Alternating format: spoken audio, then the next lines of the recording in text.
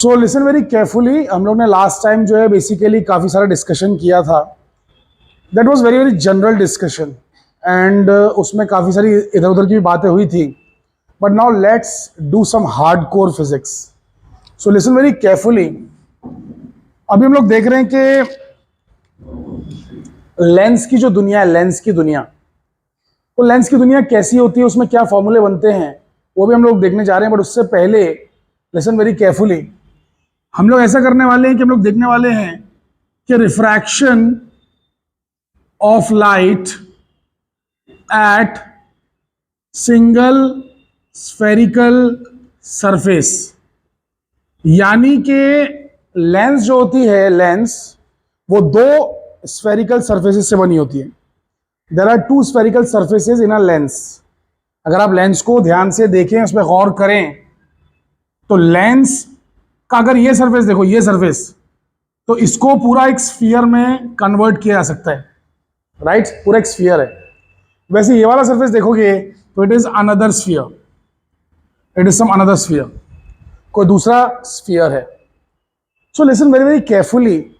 कहने का मतलब ये है कि lens is nothing but some medium bounded by two curved surfaces. दो कर्व्ड सरफेस से बंधा हुआ एक मीडियम है, ठीक है? क्या कहना है मिस्टर सर आपका? सही बात है कि नहीं? सो एक मीडियम, कोई भी एक मीडियम ले लिया और दो सरफेसेस के बीच में उसे डाल दिया, दो कर्व सरफेस के बीच में उसे डाल दिया, तो क्या बन जाता है? एक लेंस बन जाता है। सो नाउ लिसन, अब हम लोग है ना दो सरफेसेस की पढ़ाई बाद में करेंगे। पहले एक सरफेस क्या कर सकता है लेंस के साथ, मतलब लेंस नहीं, लाइट के साथ। एक सरफेस लाइट के साथ क्या कर सकता है, वो जानकारी हमें हासिल करनी है, वही जानकारी हमें चाहिए। तो सभी लोग बहुत गौर से देखेंगे, चीजों को समझने की कोशिश करेंगे। सो look here very very carefully, ध्यान दीजिए। तो यहां पर मेरे पास है एक सरफेस, ये बहुत ही प्यारी डेरिवेशन है, सब लोग बहुत गौर से देखिए, it is very concept rich. तो यहां पर मान लेते हैं कि ऐसा था कि दुनिया में इस तरफ सिर्फ कांच ही कांच है, तो कांच का रिफ्लेक्टिव इंडेक्स है म्यू। कांच जरूरी नहीं है, there can be water as well, but basically हम लोग वाटर की लेंस नहीं बनाते, कांच की बनाते हैं। अदरवाइज यहां पे कुछ भी हो सकता है, it can be water, it can be glass, it can be diamond, it can be sapphire, it can be alcohol, it can be anything. लेकिन हम लोग क्या कर रहे हैं? कांच ले रहे हैं। तो दुनिया में इस तरफ सिर्फ कांच है, पूरा कांच ही कांच है, और दुनिया में इस तरफ सिर्फ हवा ही हवा है। इस तरफ हवा है, उस तरफ कांच है, तो इसका हवा का रिफ्लेक्टिव इंडेक्स होता है 1। सो μ1 इज 1 एंड μ2 इज म्यू। पहले मीडियम का रिफ्रैक्टिव इंडेक्स 1 है क्योंकि ये हवा है, और दूसरे मीडियम का रिफ्रैक्टिव इंडेक्स म्यू है क्योंकि वो कांच है, ठीक है? नाउ लिसन, यहां पर एक ऑब्जेक्ट रखा हुआ है O। अब O में से लाइट निकल के अलग अलग जगह पे जाएगी, तो यहां से लाइट निकली और यहां जाके टकराई। टकराने के बाद अब देखो, यहां पे मैं बना रहा हूं नॉर्मल, ठीक है? Normal, you understand what is normal? कोई भी सरफेस को परपेंडिकुलर लाइन बना दिया तो वो नॉर्मल कहलाती है, नॉर्मल। ये सरफेस को इस पॉइंट पर एक परपेंडिकुलर लाइन है, उसे कहते हैं नॉर्मल। तो ये जब जाके उधर टकराई इंसिडेंट रे, तो इसने जो एंगल बनाया वो है इंसिडेंट एंगल, और ये मीडियम इस मीडियम से ज्यादा घना है, ऐसा हमने अज्यूम किया है। तो बेसिकली ये लाइट टकराने के बाद, अंदर घुसने के बाद टूवर्ड्स द नॉर्मल बेंड होगी, टूवर्ड्स द नॉर्मल, क्योंकि हमने सुन रखा है कि जब भी आप रेयर मीडियम से डेंस मीडियम में जाते हैं तो टूवर्ड्स द नॉर्मल बेंड होते हैं, और जब डेंस से रेयर में आते हैं तो away from the normal bend होते हैं। तो अभी तो फिलहाल आप रेयर से डेंस में जा रहे हो ना, जो कम घना मीडियम है उससे ज्यादा घने मीडियम में जा रहे हो, है ना? अच्छा, यहाँ पे घने का मतलब गलती से भी मास डेंसिटी मत समझ लेना। I am talking about the optical density which is little bit different, ठीक है? Sometimes they can have proportional values, but they are not one and the same thing. They are quite distinguishable. So basically, mass density, optical density are two different things. ठीक है? So now listen very very carefully. ये incident ray है जो कि angle आई बना रही है कहां पर? नॉर्मल के साथ। अब ये बेंड होगी टुवर्ड्स द नॉर्मल, तो टुवर्ड्स द नॉर्मल बेंड हो गई, बेंड होकर जाहिर सी बात है कहीं जाके टकराएगी प्रिंसिपल एक्सिस को। This is the principal axis. Principal axis वो जो कि बेसिकली ऑब्जेक्ट इमेज, पोल सभी से पास होती है। सो उसे कहते हैं principal axis, the main line, the central line, the reference line. ठीक है, so that's your principal axis and it is the size of infinity, so it's very long. ठीक है, it can extend up to infinity, it's very long thing. Sana, Parveen ji, अब समझ रही है कि नहीं? Good. So now listen very very carefully. ये जो नॉर्मल है, इसके साथ में जो एंगल बना बाद में, इसे कहते हैं रिफ्रैक्टिव एंगल। अरे एंगल ऑफ रिफ्रैक्शन, हाँ क्या ना अकल के मतलब? अरे भैया, angle of incidence, angle of refraction, refraction. Are you guys getting the point? तो आई है और आर है। अच्छा, जब भी मुझे आई और आर नजर आता है तो मेरे दिमाग में एक ही लॉ आता है, आज से 400 साल पुराना, जिसका नाम है स्नेल्स लॉ। ठीक है, Snell's law. So basically Snell's law, that's the first part of the derivation, Snell's law. Snell's law के मुताबिक एट पॉइंट डी पे क्या होगा? Sine of i upon sine of r will be mu two one, refractive index of the second medium with respect to first medium. Listen, sin A by sin R is a constant. ये आप लोग 11th standard में ray optics में पढ़ चुके हो। sin I upon sin R is a constant, और वो constant होता है रिफ्रैक्टिव इंडेक्स। और रिफ्रैक्टिव इंडेक्स किसका? सेकेंड मीडियम का, जिसमें जा रहे हो उसका, with respect to first medium के हिसाब से। जिस मीडियम से निकल के जिस मीडियम में गए, तो जहां गए उसका रिफ्रैक्टिव इंडेक्स है, क्योंकि वो लाइट को बेंड कर रहा है। रिफ्रैक्टिव इंडेक्स मतलब ताकत, लाइट बेंड करने की ताकत। जो जितना ज्यादा बड़ा रिफ्रैक्टिव इंडेक्स रखता है, वो ताकत भी उतनी बड़ी रखता है लाइट को बेंड करने की। जैसे फॉर एग्जाम्पल, हवा से अगर लाइट गई पानी में तो थोड़ा कम बेंड होती है, तो पानी का रिफ्रैक्टिव इंडेक्स कम है। हवा से ग्लास में गए तो ज्यादा लाइट बेंड होती है, तो ग्लास का रिफ्रैक्टिव इंडेक्स ज्यादा है। और अगर आप हवा से गए डायमंड में, तो डायमंड बहुत ज्यादा बेंड करता है, तो डायमंड का रिफ्रैक्टिव इंडेक्स और भी ज्यादा हाई है। Are you understanding it? तो हमेशा सेकेंड मीडियम का रिफ्रैक्टिव इंडेक्स पहले मीडियम के हिसाब से कितना है वो लिखा जाता है। So mu two one. Are you understanding the point? तो इसी को चाहे तो आप mu two upon mu one भी लिख सकते हैं। तो इससे ये हो जाएगा कि mu one sine i equals to mu two sine r. अब आप बोलेंगे सर आपने पहला मीडियम हवा लिया था तो वन डाल दीजिए ना, और दूसरा मीडियम में आपने कांच लिया था तो म्यू डाल दीजिए। देखिए, वैल्यूज डालने में कोई बड़ी बात नहीं है, लेकिन क्यों ना हम चीजों को जनरल रखें ताकि हर सिचुएशन पे अप्लाई हो। डोंट बी वेरी स्पेसिफिक ना, don't narrow down the things, keep them as broad as possible. तो अगर मैं ऐसे ही मेंटेन करता हूं mu one mu two, then what will happen is कि आई कैन यूज एनीथिंग। अरे ऐसा भी हो सकता है ना कि चश्मा पहन के आप पानी में कूद गए, चश्मा पहन के पानी में कूदे तो पहला मीडियम पानी है और यहाँ पे कांच है। मतलब लिसन नहीं, बल्कि सीन चेंज हो गया पूरा। यहां पर देखो ऐसा हो जाएगा कि चश्मा पहन के, अभी चश्मा वैसे बना नहीं है, अभी चश्मा बनना बाकी है। अरे एक ही साइड काटी है, चश्मा कब बनेगा? जब एक साइड और काट दूंगा, अरे तब जाके कोई लेंस बनेगी ना। चश्मा भी तो एक तरीके की लेंस ही है ना, या तो बाई कॉनकेव या बाई कॉन्वेक्स या प्लेनो कॉन्वेक्स, कोई तरीके की लेंस ही है ना चश्मा। कॉन्वेक्सो कॉनकेव, कॉनकेवो कॉन्वेक्स, कोई तरीके की लेंस है। तो अभी तक बना नहीं है, बट मैं ये कह रहा हूं कि दो मीडियम अगर हो गए, मतलब एक कांच हो गया एक पानी हो गया, जरूरी थोड़ी ना कि हवा ही रहेगा। तो कांच, अगर कांच का स्लैब गिर गया पानी में तो एक है पानी एक है कांच, और हवा में जब है तो एक कांच है एक हवा है।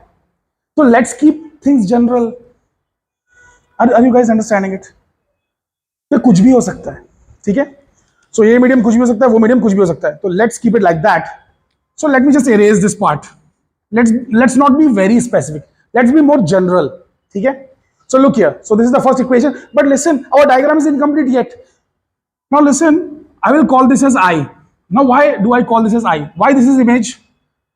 इमेज बनाने के लिए मैंने तो ये सुना था बचपन से कि इमेज बनाने के लिए कम से कम दो रेस चाहिए। यहाँ तो दो रेस दिख ही नहीं रही है, ये तो एक ही रे है। अरे खाली एक रे ऐसे गई, इधर टकरा के इधर आ गई, और मैं कह रहा हूं इमेज। ऐसे कैसे हो सकता है भाई?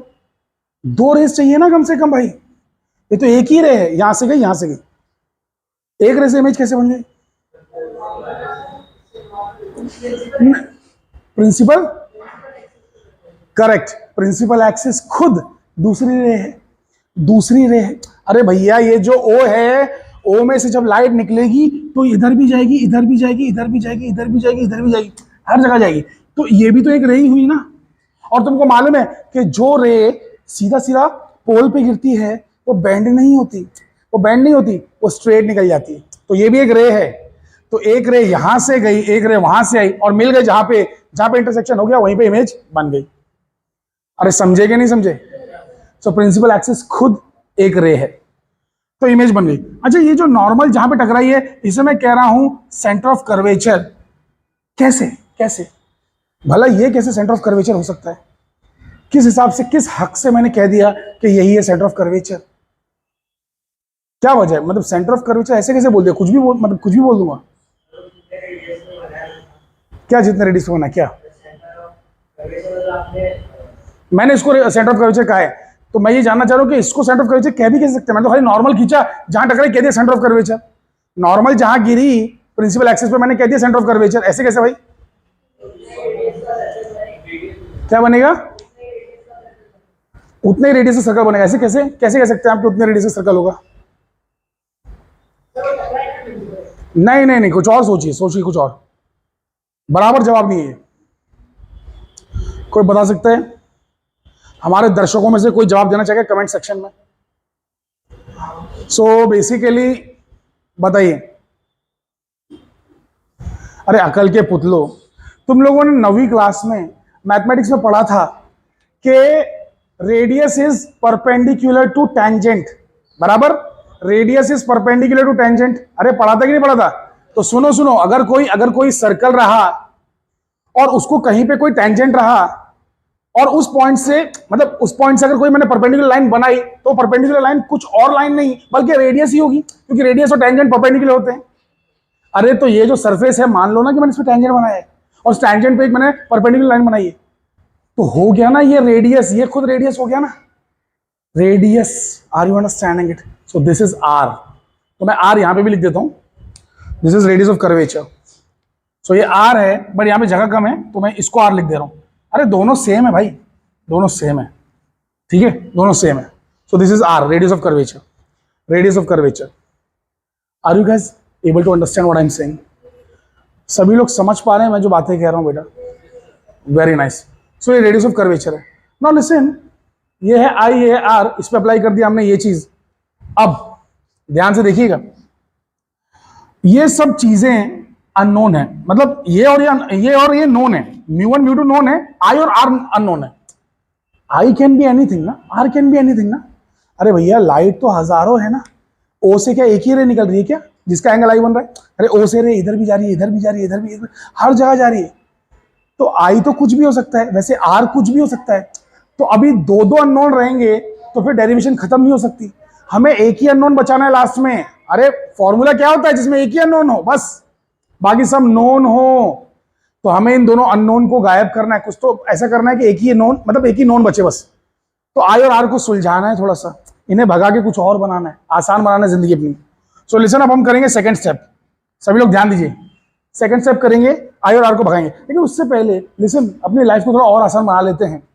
लाइफ को थोड़ा और आसान बना लेते हैं। हम ये कहते हैं कि ये जो रेज है ना, ये rays, they are paraxial rays. Now listen, this is a very very very very profound concept. This is very very important. यहां पर आपको कुछ चीजें हमेशा के लिए समझ लेना है कि आपने जितने भी फॉर्मूले पढ़े हैं लेंस के बारे में आज तक, उन सब में मिस्टेक है, सब में थोड़ी सी मिस्टेक है। आपने जितने भी फॉर्मूले सुने हैं, पढ़े हैं, सब में मिस्टेक है। मिस्टेक ये है कि आपने वहां पर बेसिकली लिसन, ऐसा अज्यूम कर लिया कि इट्स अ थिन लेंस जिसका डायमीटर 0 है। थिन लेंस, लिसन, थिकनेस उसकी 0 है, ऐसा मान के फिर आप आगे बढ़े और आपने ना सब चीजें सॉल्व कर ली। भले आपको याद नहीं होगा कि आपने एक्सप्लिसिटली ऐसा कुछ काम किया है, लेकिन आपने थिन लेंस मान के ही फॉर्मूला डिराइव किया है। लेकिन दुनिया में थिन लेंस रियलिटी में होती ही नहीं। All lenses are thick, but thin lens हम उसे मान सकते हैं जिसकी चौड़ाई या मोटाई डिस्टेंसेस के सामने छोटी हो। डिस्टेंसेस अगर बड़े रहें तो फिर वो थिन लेंस कहला सकती है। Are you understanding? तो हमारे सारे फॉर्मूले जितने भी हमने पढ़े रे ऑप्टिक्स में, दे आर अप्रॉक्सीमेट फॉर्मूले, एंड वो सारे अप्रॉक्सीमेट फॉर्मूले लागू भी उस पर होते हैं, वर्क भी तब करते हैं जब रेज हम लेते हैं पैराक्सियल। अब बोलेंगे सर पैराक्सियल रेज का मतलब क्या? जो प्रिंसिपल एक्सिस के नजदीक ही रहती है, ज्यादा बड़ा एंगल नहीं बनाती, दूर नहीं जाती, बहुत ज्यादा डाइवर्जिंग नहीं है। लेकिन अगर बहुत ज्यादा दूर रे गई तो उसका बिहेवियर नजदीक वाली रे से बहुत ही डिफरेंट हो जाता है, ड्रास्टिकली डिफरेंट हो जाता है। There are two kinds of rays, ones are the paraxial which are near to the principal axis and others are the marginal and both show very very different behaviors. So don't go for marginal rays, we will talk only about the paraxial rays. हम लोग paraxial rays तक ही stick होके रहेंगे, आपको कुछ ज्यादा सोचना नहीं है, खाली इतना समझ लो कि rays are paraxial, rays are paraxial, हम जो rays ले रहे हैं paraxial है। तो as the rays are paraxial, as the rays are paraxial, all angles are small angles, all angles are small angles। जब सारे एंगल ही स्मॉल एंगल हो गए तो फिर sine I becomes I, sine R becomes R. अरे sine I I हो गया, sine R R हो गया। अरे are you guys able to understand these things? Sine I क्या बन गया? आई। साइन आर क्या बन गया? आर। स्मॉल एंगल्स हो गए ना। तो mu 1 i equals to mu 2 r, that's equation 1। अब लिसन, आई और आर को दूर भगाना है, कैसे भगाएंगे? देखो, आई और आर को भगाना है, कैसे भगाएंगे जरा ध्यान से देखना। Listen, if you see carefully this triangle O C D, in triangle OCD, that's the second part. In triangle OCD, triangle OCD में पहला पार्ट था स्नेल्स लॉ यूज करना। सुन लो, ये डेरिवेशन अभी के भी याद हो जाएगी आपको, बहुत इजी है। पहले पार्ट में स्नेल्स लॉ यूज किया, mu 1 I equal to mu 2 R आ गया, खत्म। अब आई आर का कुछ करना होगा, आई आर को कुछ करना होगा। तो बेसिकली आई और आर को भगाने के लिए मैंने क्या कर रहा हूं, ट्राइंगल ओसीडी के लिए आई एक्सटीरियर एंगल है, I is an exterior angle.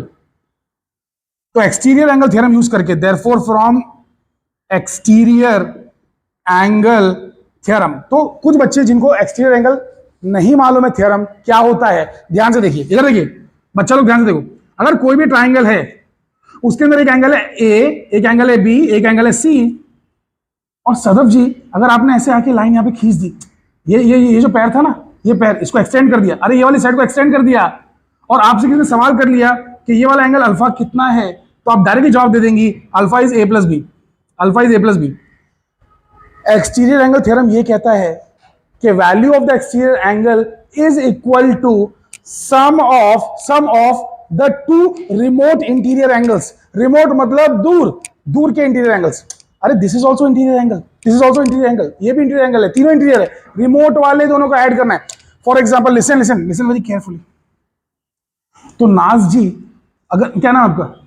जेवा, जेवा, जेवा जी। तो अगर किसी ने ऐसा लाइन खींच ली, अगर किसी ने ऐसा लाइन खींच ली और यहां पे पूछा बीटा, तो बीटा की वैल्यू क्या होगी? ए प्लस सी। बीटा की वैल्यू क्या होगी? ए प्लस सी।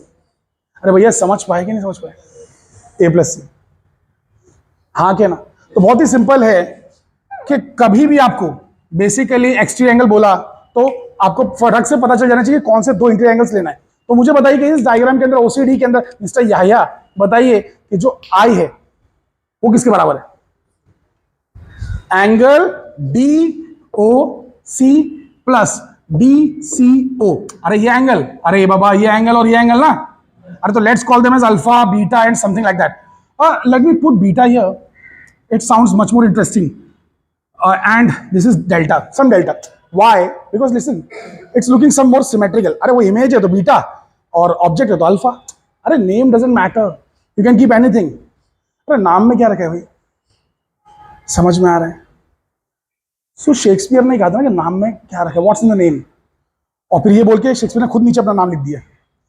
एनीवे, सो लिसन वेरी केयरफुली, ध्यान से सुनिए कि अल्फा ये हो गया ऑब्जेक्ट वाला एंगल, बीटा जो है इमेज वाला एंगल है, और डेल्टा जो है बेसिकली नॉर्मल का एंगल है। ठीक है, तीन एंगल्स मैंने और बना दिए। सो listen very very carefully, exterior angle theorem के अनुसार, मुताबिक आई की वैल्यू है अल्फा प्लस बीटा। आई की value alpha plus beta, oh sorry beta. एक second, it's not triangle OCD ना, I committed some crime here, या it's a heinous crime. Let me erase that. Where did I falter? Yeah, I had taken this triangle, na? So it's alpha plus delta. I'm sorry. So alpha plus delta. I is what, alpha plus delta. अरे भैया ये triangle देखो ना यार, ओ C D triangle, इसमें किसी ने C D को खींच दिया आगे लंबा। समझे क्या नहीं समझे? समझ पा रहे हैं? मिस नशरा बेटा आप समझ पाए बेटा? गुड। सो लिसन, ओ सी डी जो ट्राइंगल है, ओ सी डी, इस ट्राइंगल का एक्सटीरियर एंगल आई है, तो आई अल्फा प्लस डेल्टा है कि नहीं? गुड। अब इन ट्राइंगल, दूसरा ट्राइंगल एक और लेते हैं, कौन सा लेंगे हम लोग? C D I, C D I, C D I. C D I का एक्सटीरियर एंगल कौन है? सी डी आई का एक्सटीरियर एंगल कौन है? ध्यान से देखो, C D I, C D I, C D I, C D, sorry C D I, C D I, कौन सा एक्सटीरियर एंगल है? हाँ डेल्टा, बिल्कुल सही। मिस अमरा ने बिल्कुल सही उत्तर दिया।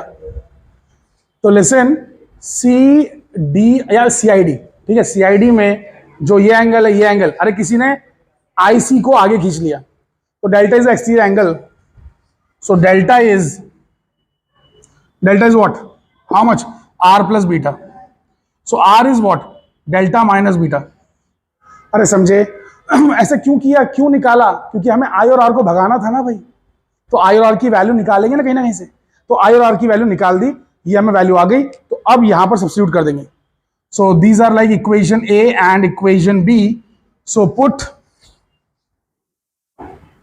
Put A and B in one. तो ए और बी को जब हम वन में सब्स्टिट्यूट करेंगे, what are we going to get? We are going to get mu one alpha plus delta equals to mu two delta minus beta. Is that correct? हाँ के ना? अरे भाई हाँ के ना? अब लिसन वेरी वेरी केयरफुली, यहां पर अगर कोई भी एक इंसान होगा समझदार हो, बोलेगा अरे भैया ये क्या बेवकूफी कर डाली तुम लोगों ने, पहले तो दो अननोन थे आई और आर, उसे रिप्लेस करने के चक्कर में तुम तीन अननोन लेके आ गए। अल्फा भी अननोन है, डेल्टा भी अननोन है, बीटा भी अननोन है। तो अब कैसे काम चलेगा भाई? अब तो डेरिवेशन और आगे लंबा चलने वाला है। डेरिवेशन तब तक खत्म नहीं हो सकता जब तक एक अननोन ना बचे खाली।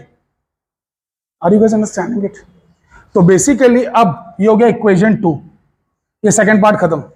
अब हम लोग जा रहे हैं थर्ड पार्ट की ओर। सो डेरिवेशन के थर्ड पार्ट पे हम लोग आ रहे हैं। सो लिसन वेरी वेरी केयरफुली, ध्यान से सभी लोग देखिएगा। सो थर्ड पार्ट पे हम लोग आ गए। थर्ड पार्ट में अब हमें अल्फा, डेल्टा और बीटा का कुछ करना है। नाउ लिसन, मैंने आपसे क्या कहा था कि ये है, मतलब ये जो रे है, कौन सी रे है? पैराक्सियल। पैराक्सियल रे का मतलब तो ये हुआ कि वो एक्सिस के काफी नजदीक है, और एक्सिस से काफी अगर नजदीक है तो पॉइंट डी भी काफी इधर नजदीक है, इस पॉइंट पी के एकदम नजदीक है, उतना दूर थोड़ी ना है। अबे ये तो बहुत दूर बना दिया। अरे नजदीक है, इधर है, इधर है, इधर है point D. Are you understanding it? अरे बनाने के लिए वैसे बना दिया, बट एक्चुअली तो इधर है ना, बहुत नजदीक है। तो लिसन, तो ये जो लाइन है डीपी, कर्व जो है DP, it becomes a straight line DP. Why? Because D and P are very close to each other and very very small arc can be considered as a straight line. एक straight line जैसे दिखेगी DP, अब arc नहीं दिखेगी, straight line दिखेगी। हाँ क्या ना? तो as soon as DP becomes a straight line, we get 3 right angle triangles. अरे जैसे ही डीपी स्ट्रेट लाइन बन गया, हम लोग को 3 राइट एंगल ट्राइंगल मिल गया। Listen very very carefully. So listen, तीन कौन से ट्राइंगल है देखो? ट्राइंगल ओडीपी, ट्राइंगल, हाँ एक सेकेंड रुको, सीडीपी एंड ट्राइंगल आईडीपी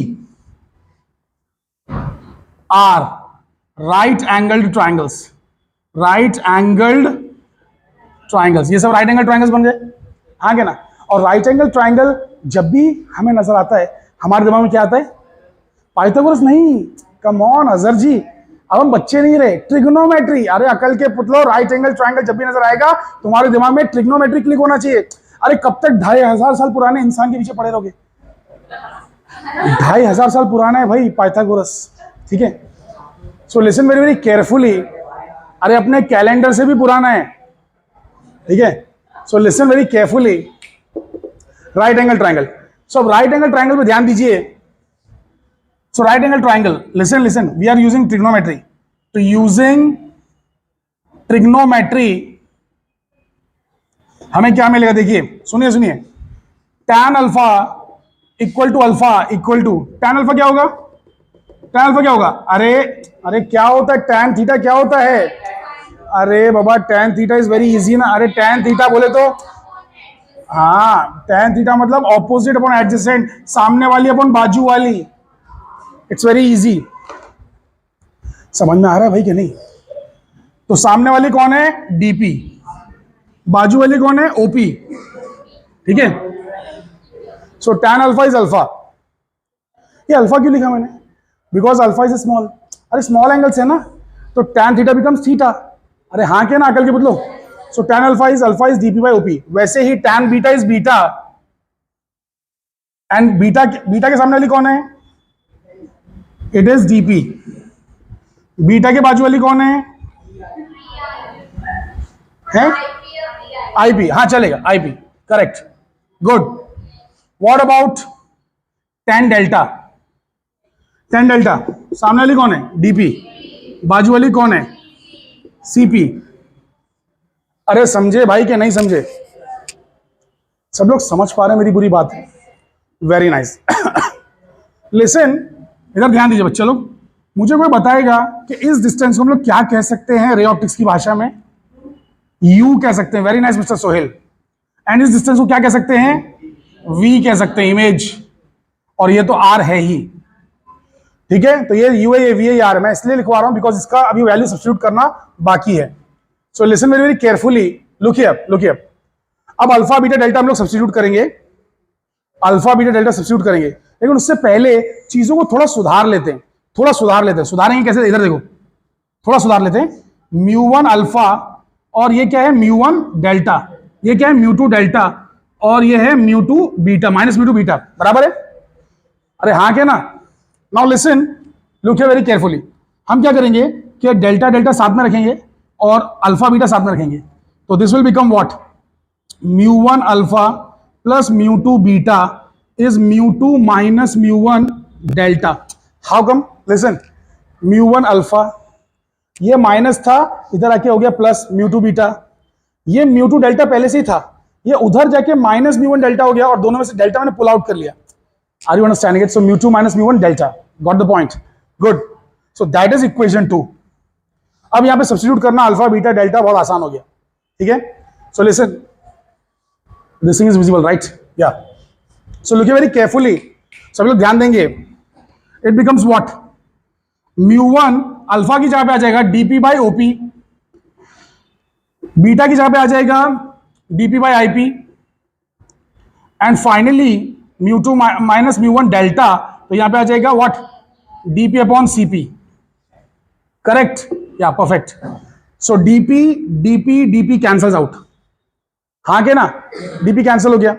अब वैल्यूज डालेंगे वहां पे, लिसन, अब वहां पे वैल्यूज डालेंगे, ओपी की वैल्यू क्या है, ओपी की वैल्यू क्या है, नहीं, यू नहीं, माइनस यू, साइन कन्वेंशन कहां गया, साइन कन्वेंशन ये कहता है कि पोल के लेफ्ट की हर चीज माइनस है और पोल के राइट की हर चीज प्लस है, समझ में आ रहा है?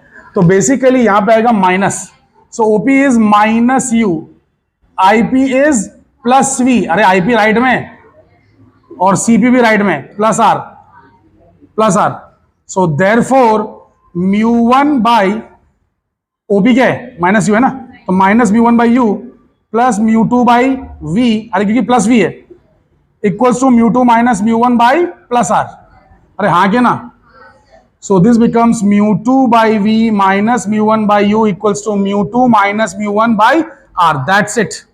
This is the formula for refraction of light at single spherical surface. अब ये जो फॉर्मूला है बहुत ही इंपॉर्टेंट है as far as your exam is concerned for the first year BSc, the first year engineering, and also the NEET as well as the JEE. This is used everywhere. It's a very very important formula. यही फॉर्मूले में अब अगली बार हम क्या modification करेंगे, ये formula सिर्फ एक सरफेस के लिए है, तो एक सरफेस पे अप्लाई किया तो ये मिला, दूसरे सरफेस पे भी ऐसा ही कुछ मिलेगा, फिर लेंस को जोड़ देंगे ना, अरे एक सरफेस का निकाला, अभी अगली बार दूसरे सरफेस का भी निकालेंगे और दोनों को जोड़ देंगे, बन जाएगा लेंस, फिर लेंस फॉर्मूला मिलेगा। Are you understanding it? तो अभी तो फिलहाल ये एक सरफेस का फॉर्मूला है, सिंगल सरफेस। नेक्स्ट टाइम दोनों सरफेस को कंबाइन करते ही लेंस बन जाएगा। Are you guys understanding the point? तो बस इसी के साथ हम लोग लेते हैं अलविदा। शुक्रिया, आदाब, सायोनारा।